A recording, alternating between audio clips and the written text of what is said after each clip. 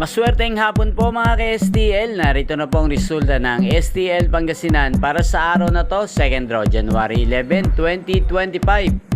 Araw ng Sabado, naway ang mga natayan niyo pong mga numero kanina ay manalo nawa ngayong hapong ito, 5 PM. Kaya kunin niyo na po ang inyong mga tickets. Narito na po ang resulta.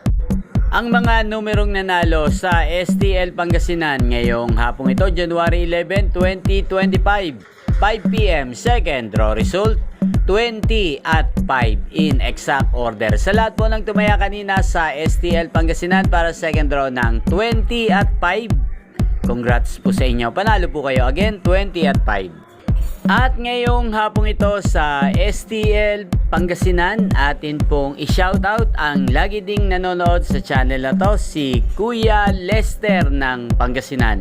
Shoutout po sa iyo, Kuya Lester. Naway ang mga tinataya mong mga numero sa Pangasinan, sana po ay manalo na po ngayong hapong ito.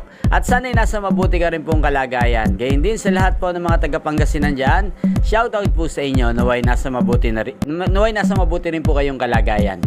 Inyo pong napanood ang resulta ng STL Pangasinan sa channel na to, Roderick Hernandez TV.